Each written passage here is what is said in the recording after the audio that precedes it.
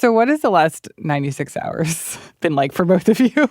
Listening to the internal Democratic Party debate in this moment has been just so, there's just been kind of like a whiplash going on of, should he come out? Should he not come out?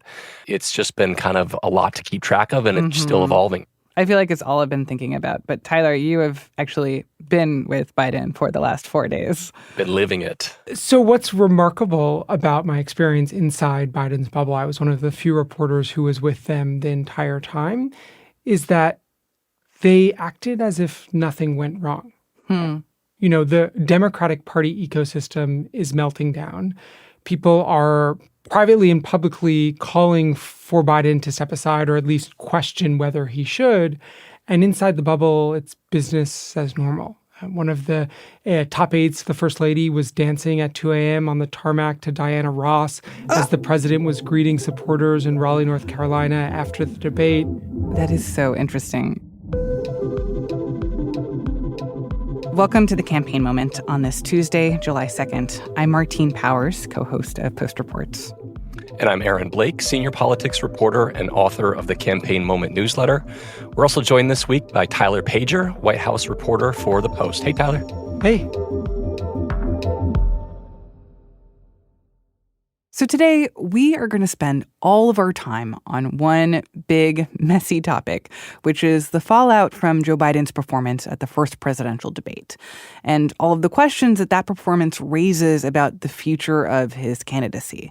So we're going to get an inside look into Biden world from Tyler and understand how this has played out from inside the president's circle. We're also going to take a step back and look at how voters are reacting and whether the debate could be a game-changing moment in the 2024 campaign. So, Tyler, I want to come back to where we just left off, which was these hours that you spent with Biden after the debate. I want to hear more about what people inside his circle are doing and saying, but I also just want to hear about the president himself, because Biden is someone that you spend a lot of time with up close. And I think people's surprise and in some cases dismay at his performance was a reflection of this feeling of, is this what Biden is like when you're just talking with him? It brings up these questions about what does his day-to-day look like? And so I'm curious if you can give me a sense from your perspective of the Biden that we saw on Thursday night. Is that the Biden that you see when you are with him and reporting on him? It's a great question. And I think to take a step back, it's important to recognize how little we see Biden unscripted. Even for someone like me that has traveled around the country and around the world with him since he launched his campaign for presidency in 2019. We were in the midst of COVID. There was a bubble that has persisted even as we've come out of COVID. There are very few opportunities to engage with the president in unscripted, informal settings. He's not somebody that is meeting with reporters off the record, doing regular press conferences. His appearances are often short and very scripted. He's always speaking on a teleprompter. He'll sometimes have a back and forth with reporters on the tarmac as he's getting off or on Air Force One or as he's leaving or entering an event. But that sort of setting where we saw the president last Thursday is something we see very rarely. Now, that being said, that was one of the worst performances I've ever seen of the president. And I've been covering him, as I said, since 2019, every single day. So even you were surprised? Yes, even I was surprised. Now, what's important to note is that the president has long had difficulties with public speaking and public performance. His long history of having a stutter issue, which I think has resurrected itself a little bit more in his more recent years. Absolutely. I was really struck by your story this week on Biden's debate prep and kind of how little that the things that we saw on the stage reflected what was being planned for behind closed doors at Camp David over a week. And specifically, there was an anecdote in there about Biden having prepared for a direct question about his age and then giving just a very different answer from the one they'd been talking about over the past week. Can you just talk about that debate prep and how it's being received by those who were involved in the prep and were aware of it? Yeah, so the debate prep now is the focus of all the scrutiny as people try to look back to figure out what went wrong. And specifically, who to blame. Right. I think everyone's looking to blame somebody. And based on my reporting, Biden himself knows that he did not do a good job, and he is not casting about, blaming other people and his aides. He is very loyal. And so when you look back at that debate prep, the conversations I've had with people was they left feeling confident. And I know they were telling anxious allies, just wait for the debate. The president is going to perform well. He's going to dispel any notion that he's not able and up for the job. When you talk to people, that doesn't mean he blew it out of the park in debate prep. He wasn't a different person. He still struggled communicating, finishing his sentences at times. He wasn't going to win any debate competitions based on his prep, but they thought that he would do a satisfactory job. And if you look back at the topics and the questions, none of them were wholly surprising. They spent more than a week preparing. They had worked through all of the topics that were brought up: the economy, reproductive rights, immigration, age, January 6th and democracy. All of those topics had been among the things that Biden prepared for. So what happened? I think that's the question that no one is really able to answer. Some people say they gave him too many facts and details, and he was trying in his answers to, hit a script and make sure he included all these facts and figures that he was prepared with, and that, he got bogged down in that. Some people say that he knew the first answer did not go well and then sort of got in his own head and was unable to recover quick enough, and it took him a little while. But I don't think anyone would say, honestly, that they thought he had a wonderful debate. So regardless of what the reason was why his performance was so poor, it was bad enough that what resulted was the great Democratic freakout of people from kind of all levels of the Democratic Party asking very frank questions about, should this person be our nominee? Like, is it too late to switch to someone else? Like, how have we seen Biden and his camp responding to that pressure? Roundly reject it, not even entertaining the idea that he would drop out of the race or not run for president. And I think what's important to understand is to get inside the psyche of Joe Biden and his aides.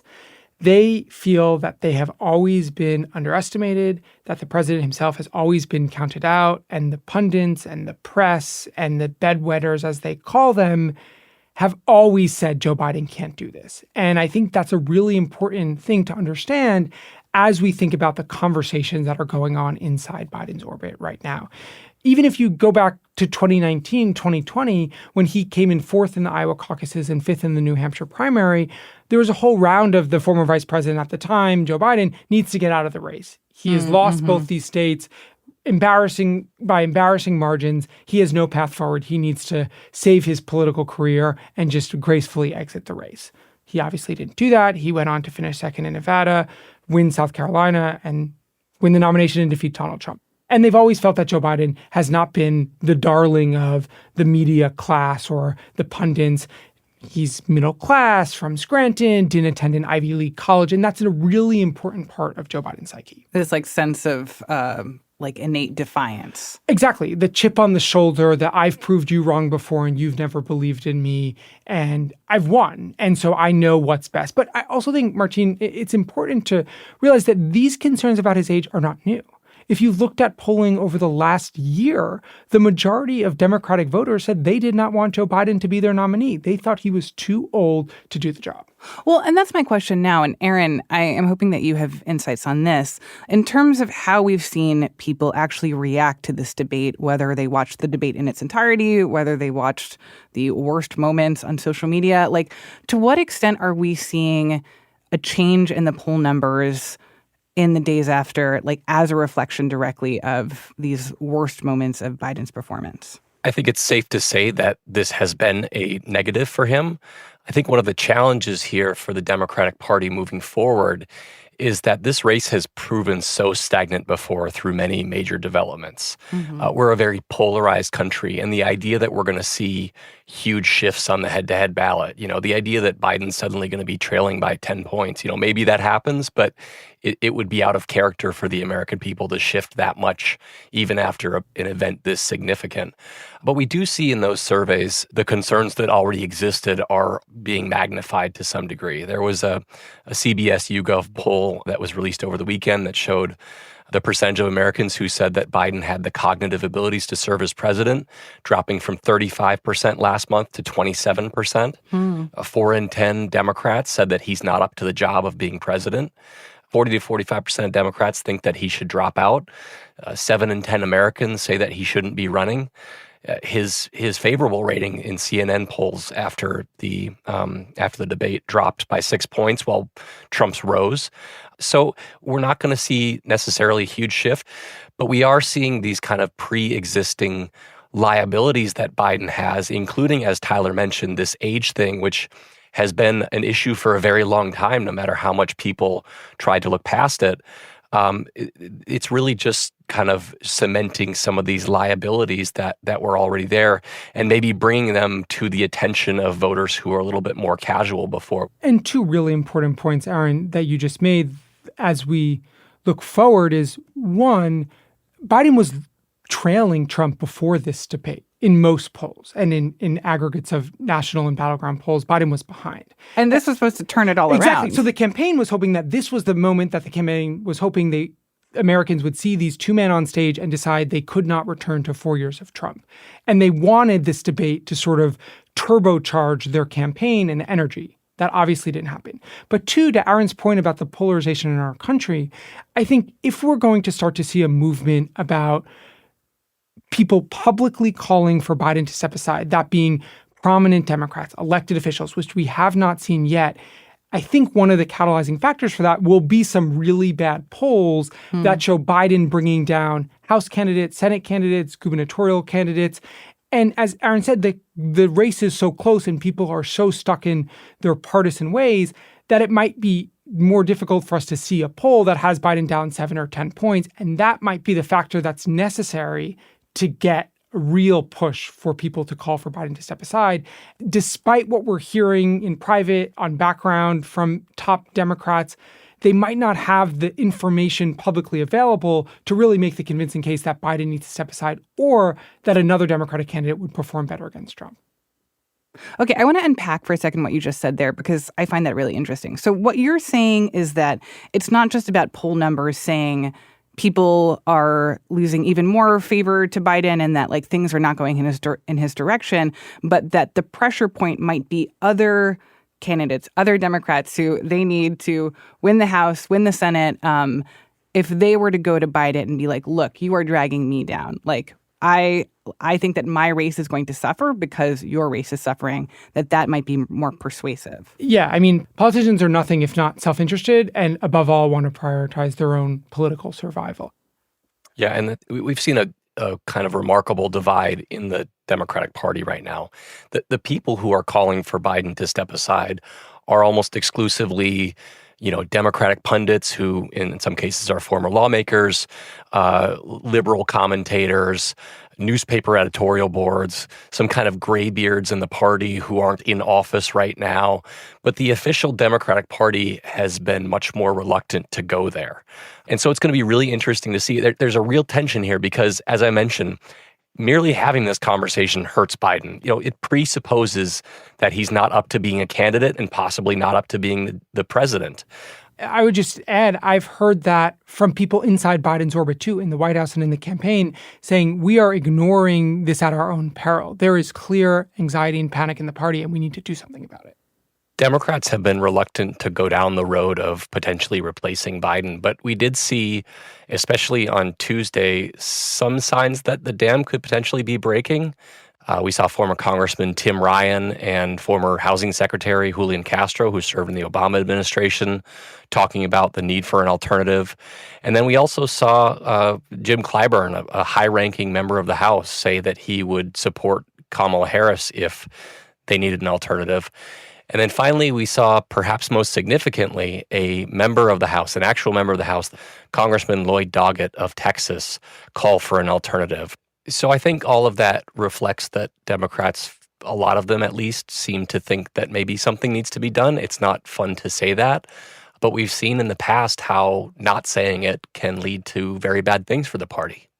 I've heard the term thrown around a few times the last few days, Ruth Bader Biden, kind of acknowledgement I hadn't heard that one. Ruth Bader Ginsburg, who didn't step down at an opportunity that Democrats thought would have been advantageous. Yeah, that's a case in point right there. I think people blame her for Roe v. Wade being overturned, and that this might be what is in store for Biden. It's the fear, right? And just to bring it all back, I remember I was on the plane with Biden in 2020 when Ruth Bader Ginsburg died, and shocked and saddened. And it's just such a indelible image in my mind of this elderly politician running for president back then in his late 70s.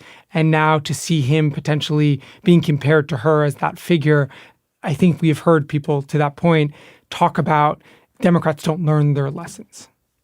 Okay, so we're going to take a quick break here. And then when we come back, we're going to take a look back at how Biden secured this nomination in the first place and at this point, I think, still fair to say, long shot possibility that he might step aside. We'll be right back.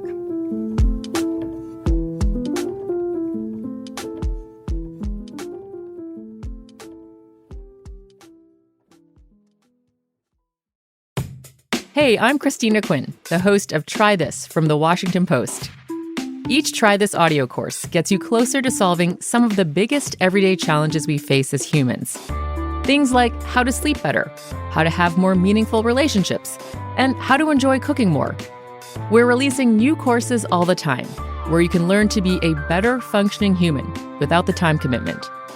Find our collection of courses by searching Try This wherever you listen to podcasts.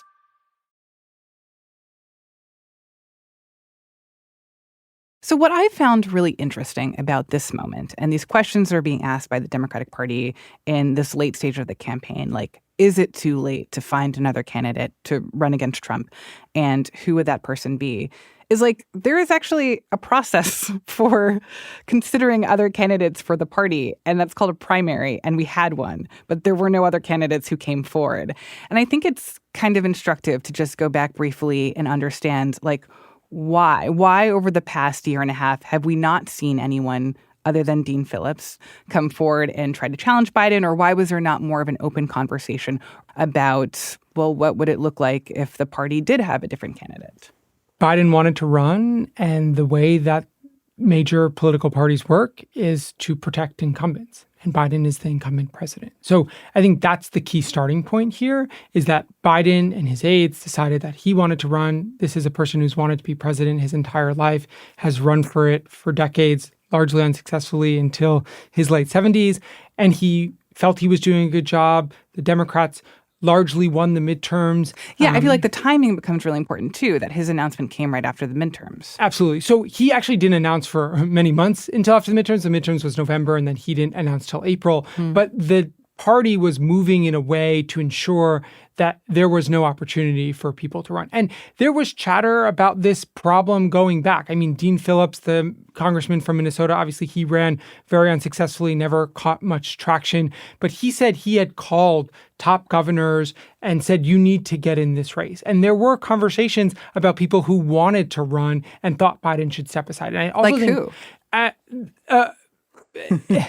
I'm not sure that I can reveal all the conversations of people who wanted to run, but if you look at the category of people that are plotting runs in 2028, governors of big Democratic states, all of those people would have been interested in running in 2024 if Biden did not run. Obviously, there was... So we're talking Gretchen Whitmer of Michigan, Gavin Newsom of California. Pritzker of Illinois. Those are some of the more established governors. Then there were governors that won in the 2022 midterms, Josh Shapiro of Pennsylvania, Wes Moore of Maryland. Even Bernie Sanders' allies were not ruling out a run for him if Biden decided not to run. And of course, Vice President Kamala Harris would have eagerly stepped forward to run. I don't think she would have cleared the field. I think there would have been a competitive primary.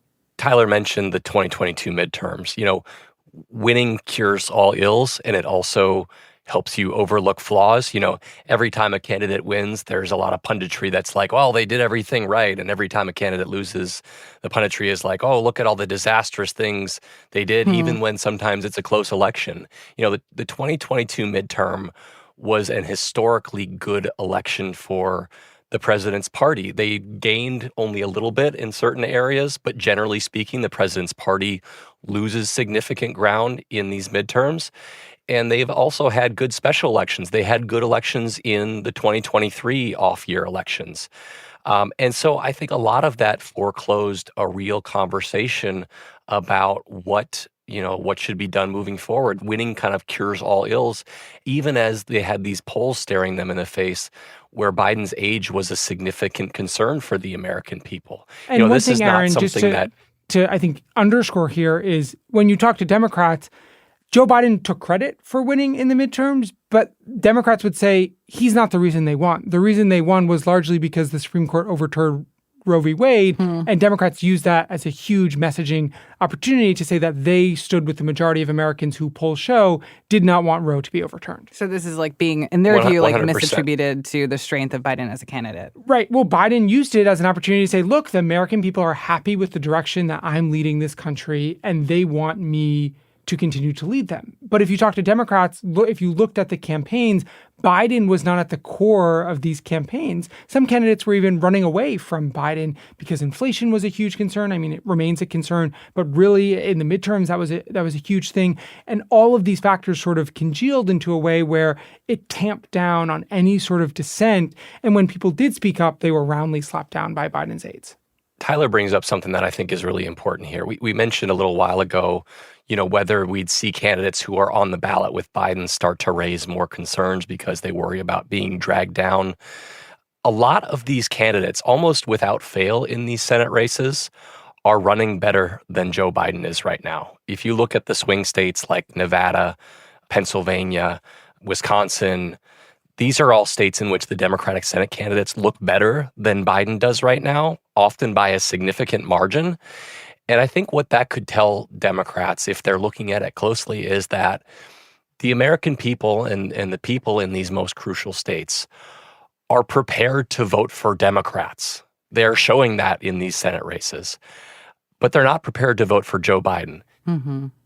I want to come back to one thing that Tyler mentioned a little earlier in talking about this kind of constellation of potential other Democrats who would be excited and game to step in if Biden does step out of the race. Obviously, Vice President Harris is one of them. And not only is she one of them, she, I think in the views of a lot of Democratic operatives, presents a problem because she is both not popular. Polls have shown that her popularity hardly beats Biden, if it even does. And at the same time, she is the first Black female vice president, and the idea that she would be passed over to be considered as president. As Joe Biden might know as former vice president to Barack Obama. Yeah, exactly. That would be, the fear is that would be alienating specifically to Black voters, Black women voters, this idea that she was passed over. And how could that sort of like divide up the party in a critical moment where you needed unity behind one candidate?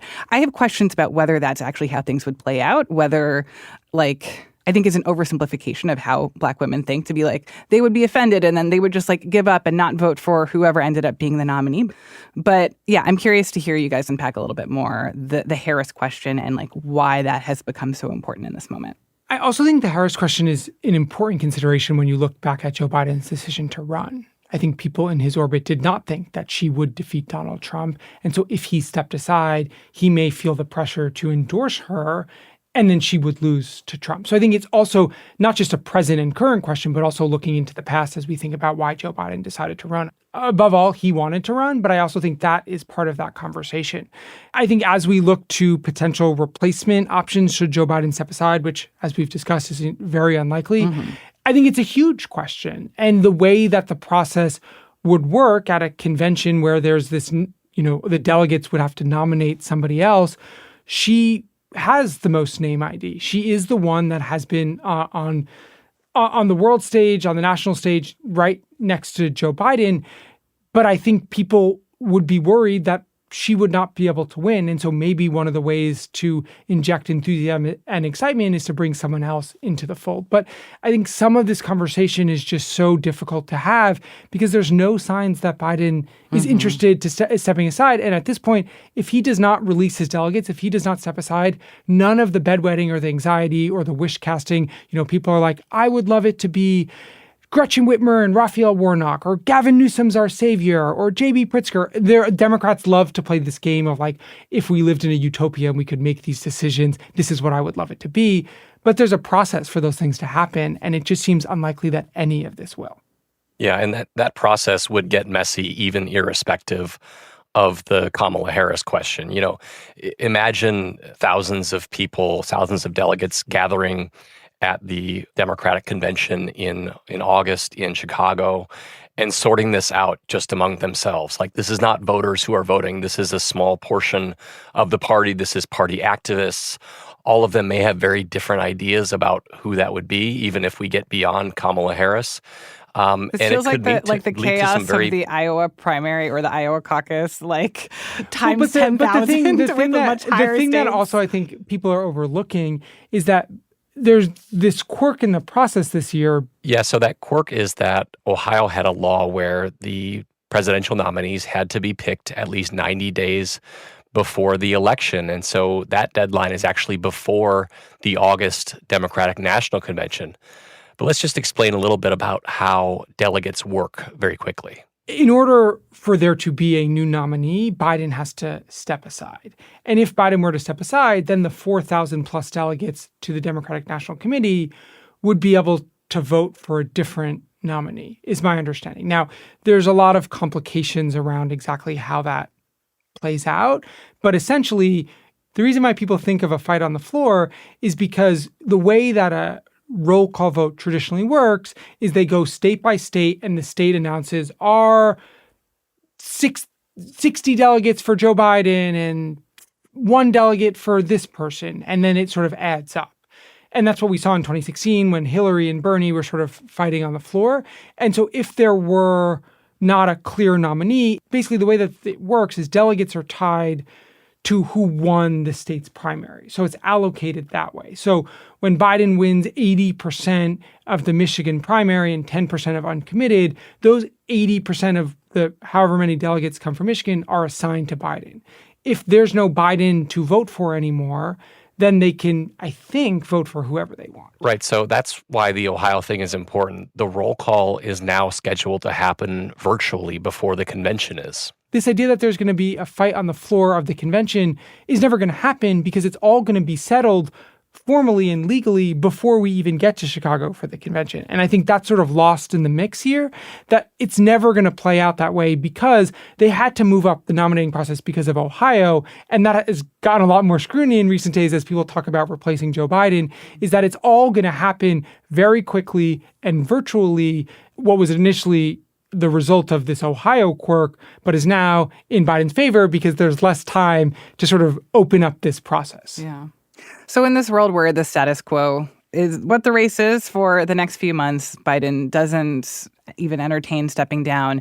What is his strategy from here? And Tyler, what is the sense that you're getting from inside Biden's circle of what they're trying to message to Americans who saw this debate and were shocked and maybe horrified?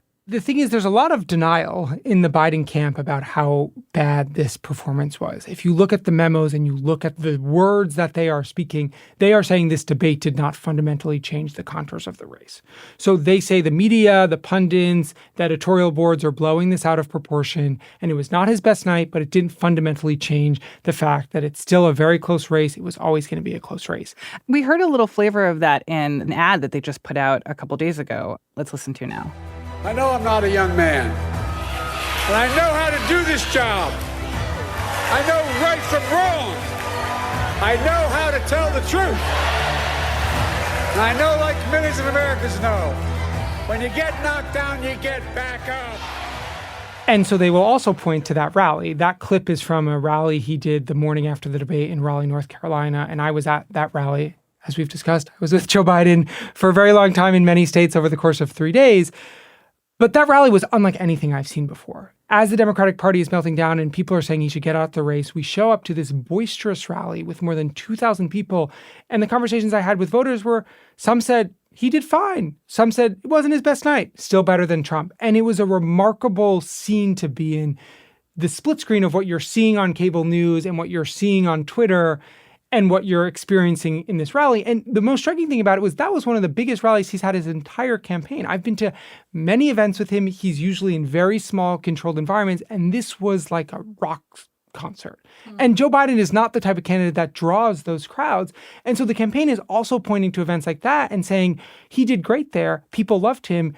The thing that they're not really squaring is a lot fewer people watched that rally than the 50 million people that tuned into the CNN debate. Yeah, and I mean, I was personally struck, like, hearing the audio from that rally, like, how much stronger his voice sounded and how much more confident he was on a stage. And obviously, like, a stage with a crowd and a teleprompter is different than being in a debate. But it's like one of those moments where it's like, well, where was this guy the night before?